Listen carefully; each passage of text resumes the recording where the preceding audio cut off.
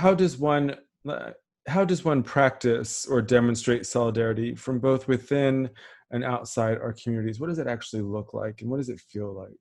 Listening. I think what we always see when movements happen, when people are organizing, when people are trying to disrupt or change the status quo, is that there's a lot of noise and less listening. And solidarity means that when you come into a community, especially when you're from outside that community, listen. Don't make assumption about how you want to help, because that's when we have the terrible, terrible thing called white saviorism. Nobody wants that. Nobody wants to be saved. You don't need to save people, but listen. And also when you listen, reflect. How can you as a Black man be in solidarity with a Black woman if you don't understand the plight of a Black woman? Or how can you as a white man be in solidarity with a Black trans woman if you don't understand the plight of a Black trans woman? If you don't listen to the voice of a Black trans woman, if you don't allow the voice of a Black trans woman to be heard and amplify her and put her up to speak for herself, because she doesn't need you to speak for her, because she's been doing that fight. She's been fighting before you got here. She's been fighting before you get that revelation to like, oh, I could help.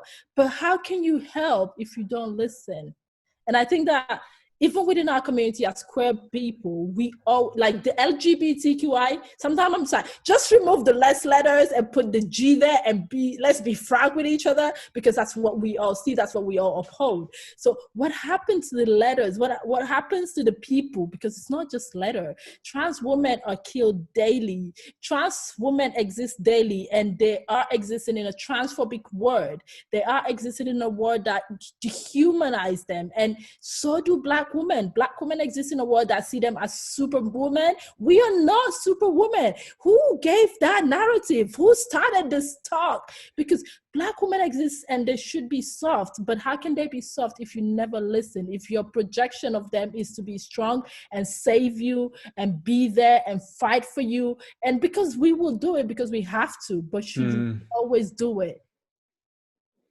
And especially when we talk about solidarity, it's always about decentralize yourself. Take yourself out of the equation for 1 minute. Understand that you and your privilege, you exist. There's nothing you can do. Guilt does not solve anything. But the one very thing, unhelpful.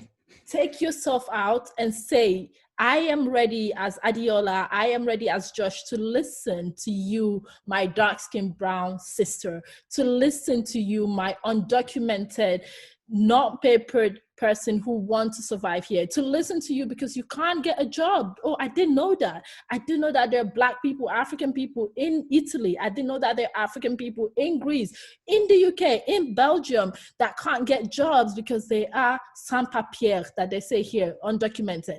But how do you know that if you don't listen? And also, how can you build solidarity if you can't build communities of understanding and intentionality? Intentionality meaning that you let go of you. It's not you, it's us. And us will never happen if you don't listen to all of us.